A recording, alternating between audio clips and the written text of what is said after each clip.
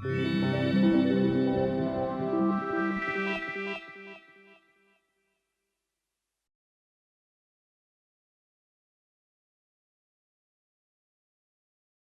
welcome everybody to the Early Researchers Seminar Series, which is being hosted by the Cambridge Reproduction SRI.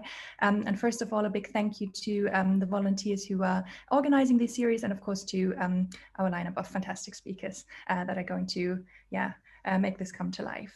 So as today, the seminars will be held online, always on the second Thursday of each month at 1 p.m. And the details can be found on the Reproduction SRI website, which I think Christina will be posting the link to in the chat. So if you want to just take note of that.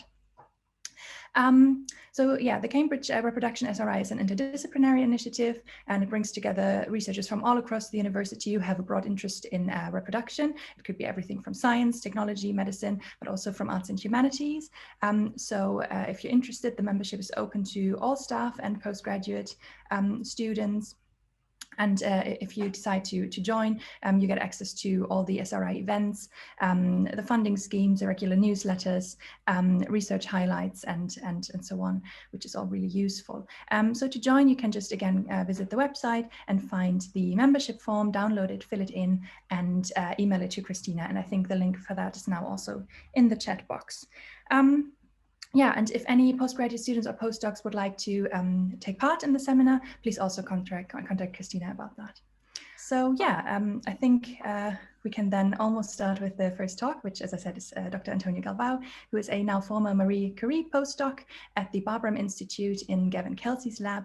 And his research is into the effects of maternal obesity on their offspring, namely on their predisposition to catch for health and disease. So his talk is entitled "Maternal Obesity Alters the Epigenetic Landscape of Oocytes and Early Embryos." So Antonio, if you want to share your screen. Well, great. Thank you very much for the opportunity to integrate this seminar series. It's a great pleasure. And also I'd like to start with a few words on behalf of the society, which has been doing a great job, not only providing the floor for the discussion and for scientists like us to present data in reproductive sciences, but also coming close to different areas of the society and raising the awareness of the importance of reproductive sciences. So it goes down to species maintenance, so we control it, right? Okay, good. Without further ado, I would like to start the talk entitled, as Laura said, "Maternal Obesity Alters the Epigenetic Landscape of Oocytes in Early Embryos." While preparing for today's talk, I decided to revisit some reports from NHS on obesity prevalence and its comorbidities. And indeed, I used the data and I decided to plot the data. And what we see here is just a figure for hospital admissions for the last 10 years, when obesity was the primary cause. So people were hospitalized because of obesity itself, right? So not much of a change, right? But when we consider obesity as a primary or secondary cause for hospitalization, indeed, there is this sharp rise throughout the last 10 years. And why is this? It's because obesity never comes alone, right? Many associated conditions, and infertility is one of these comorbidities or associated conditions. In another report, it was reassuring to see that as major risk factors for infertility, obesity coming second place, right? So I don't have to convince you, I'm sure about it, that those two are connected. What I present here in this diagram is basically how my research has been set during the last few years, trying to address the impact of maternal obesity on infertility and long-term effects. Starting with the research and instigating the impact of maternal obesity on leptin signaling in the ovaries through the supervision of PhDs in Poland, where I have a co-affiliation, and also addressing the impact of leptin signaling on NLRP3 activation. So NLRP3 inflammasome is a very conserved pro-inflammatory signaling pathway. What brought me to Cambridge, joined Gavin's lab, was basically the interest in maternal obesity and the extent and to what extent the oocyte epigenome was sensing these metabolic changes in the mother, and of course any potential consequences for the embryo. And more recently, after teaming up with Vicente Perez Garcia, a CTR NGF fellow, we are now addressing also what can be the contribution of changes in the intrauterine environment, particularly looking at leptin signaling, local regulation, dysregulation of leptin signaling, and decidualization. So this is pretty much what I have in hands right now. And I started preparing another diagram. I like diagrams, as you can see, trying to put in one slide what the literature presents on maternal obesity and fertility, and particularly looking into ovarian function, because it's mainly the scope of today's talk, right? And of course the long-term effects of these alterations that I'm going to describe. So obesity, maternal obesity, is largely associated with the development of metabolic syndrome. This is well accepted, right? And this comes with a tremendous dysregulation on the so-called endocrine imbalance, right? We have hyperinsulinemia, hyperleptinemia, hyperestrogenism, increased circulating levels of triglycerides and cholesterol, so on and so forth, right? All this affects ovarian physiology. So I depict here the ovarian follicle, right? For those not so familiar with the structure and the anatomy, we have here basically somatic cells surrounding the gamete, right? And here the follicular fluid. What is going on in this very structure in an obese mother, right? Increased reactive oxygen species, ER stress, DNA damage, altered gene expression. Also, the follicular fluid shows signals of metabolic alteration or perturbation in the mother, right? With increased adipokines, inflammation, accumulation of lipids, and other signaling factors. So, long story short, what is going on with the oocyte? So, how is the oocyte developing in this noxious environment, right? So the oocyte also presents particular readouts such as lipotoxicity, accumulation of ROS, and also epigenetic changes. There are various reports already highlighting alterations in the oocyte epigenome. I would like to cite this one over here, a study showing decreased activity of stellar DPP3, a very important protein for the regulation of the maternal pronuclear loss of methylation, and indeed was associated, so drop in stellar activity, increased hydroxymethylation, and DNA instability in the embryo, which basically potentially can affect development with the ultimate, with the eminent outcome for change in predisposition to disease, health, or affecting health and disease of the offspring. Okay, so this is basically the diagram that I prepared to pave the ground for my data. So what did we see in the lab? So in initial study, using a diet-induced obesity model, we treated the mice for 4 weeks versus 16 weeks with high-fat diet. And what we observed was, after superovulating the animals and collecting these somatic cells, the cumulus cells that I've shown before, those are very important cells for the metabolic performance of the oocyte. So the oocyte depends on these cells in order to grow and to undergo maturation. We observed a very striking correlation between a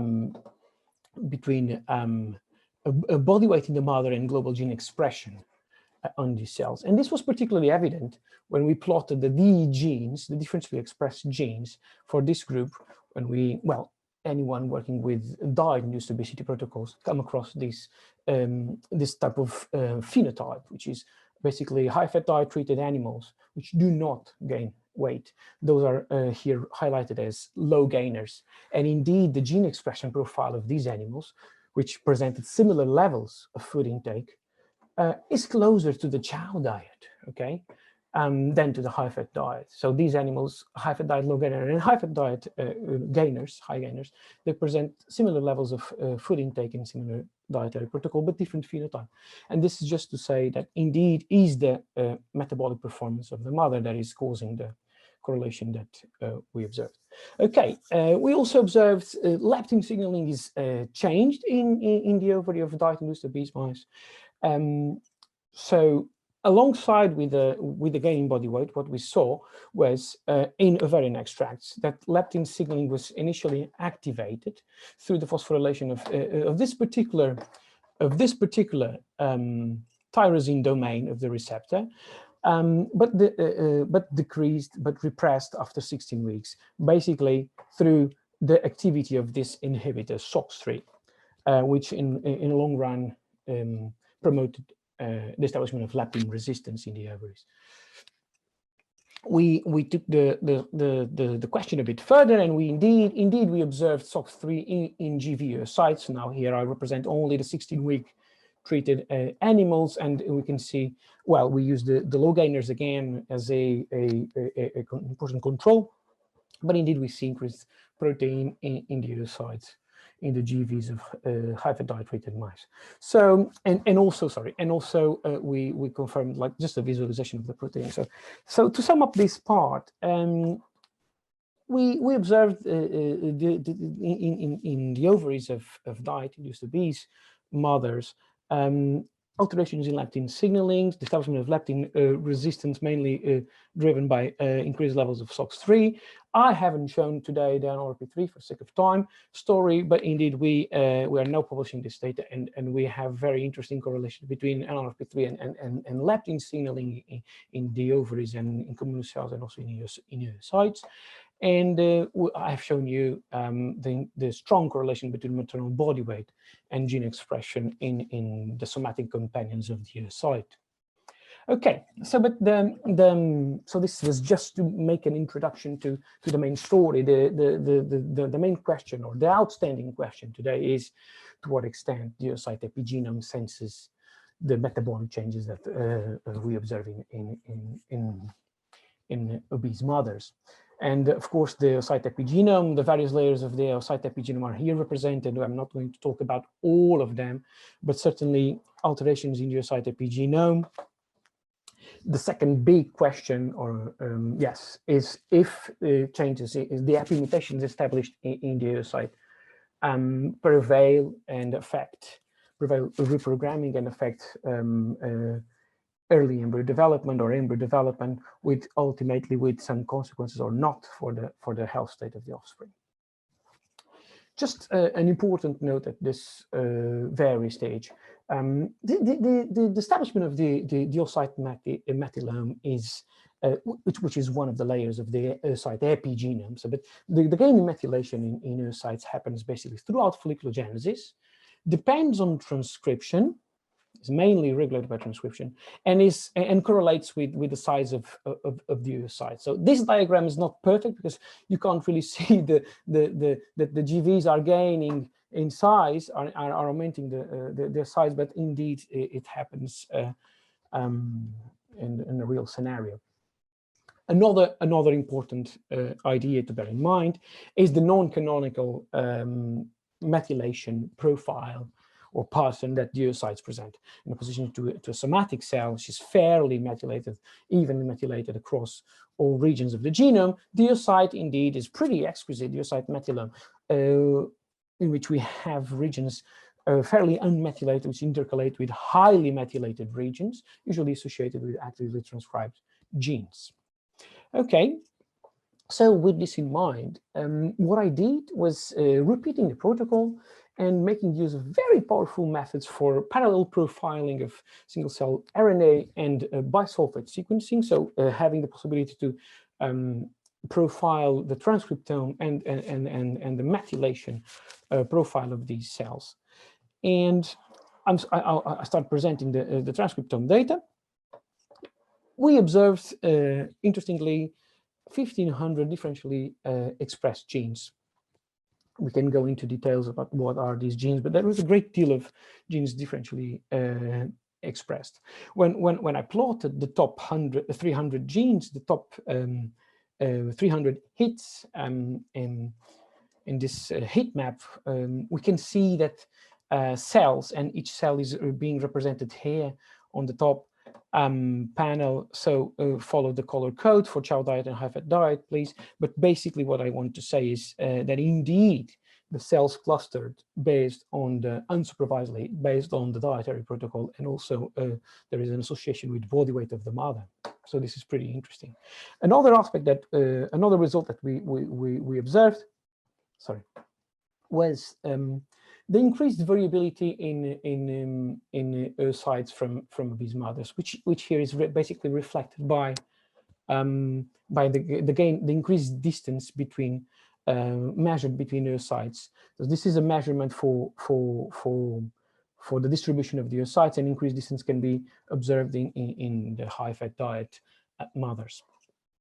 So moving on to the methylome, when we analyzed globally methylation profile of these oocytes, we didn't observe very clearly any changes. The PCA plot doesn't show any clustering based on the diet, and global methylation profiles indeed are pretty fairly similar. However, after applying an unbiased approach, designing 100 CpG windows and browsing the genome, indeed we observed 438 differently methylated regions with at least 10% of methylation. And we confirmed that these DMRs were evenly distributed across various areas of the genome. Here I present one of these examples, GLY3, a developmental transcription factor, which indeed presents a consistent hypomethylation across its gene body. This is important to state because it's not an isolated change, but like a region of the genome being dysregulated. Another important area of the genome that we analyzed various areas of the genome, but indeed this one caught our attention because in this particular subset of CGIs, and let's just consider this as a region of the genome that was somehow more susceptible of the effect of maternal diet. Indeed, we could see the high-fat diet treatment led to a hypomethylation of these regions. And I plot here a subset, and we can see that there is a tendency for hypomethylation on these regions. It's going to be an important link to the blastocyst data. Well, before entering the blastocyst data, let me refresh your memories about this very important aspect. Well, I mentioned this already, but what is happening after fertilization is that the paternal and maternal pronuclei will lose, so its methylation will be erased. And the ultimate question is if changes that we observed previously remain onwards the blastocyst stage after the reprogramming, okay?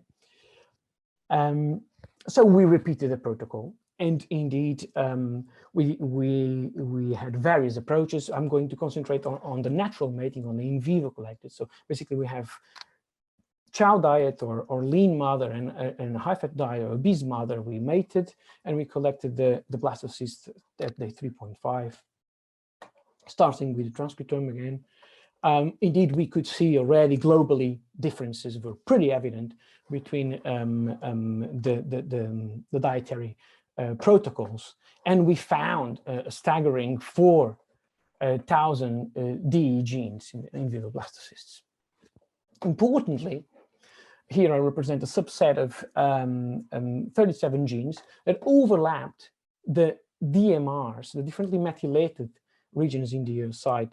And indeed, we can when we plot differences in methylation in the oocyte to gene expression, we could see that these genes indeed clustered separately in various quadrants and not in the center, revealing this association. And we have here interesting hints such as insulin receptor, PEG3, SLC35F, metabolic genes that can be very interesting for the under the scope of obesity, of course. Right, we also observed clear changes in blastocyst methylome between dietary protocols globally, and also after applying the same pipeline for DMRs, for DMR analysis, with a great deal, 7,734 DMRs being retrieved. Let me just finish with this very same example. So the question was, if every mutation is established in the oocyte or changes in the oocyte methylome prevail after reprogramming events, and indeed we observed at this very point, we are confident to say that changes in or hypomethylation seen in glyphosate in the oocyte is also visible in the blastocyst state.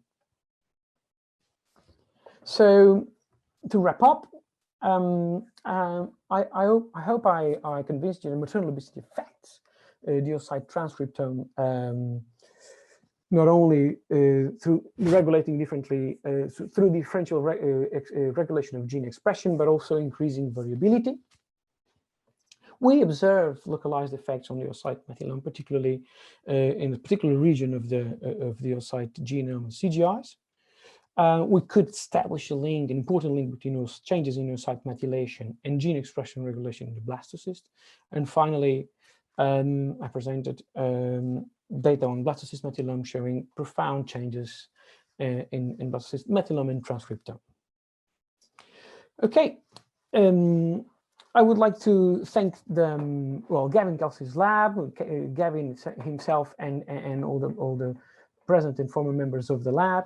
The team in Poland, students I've been supervising, some of them already finished, Carolina, did a great job supporting me on the animal protocols, collections, so on and so forth.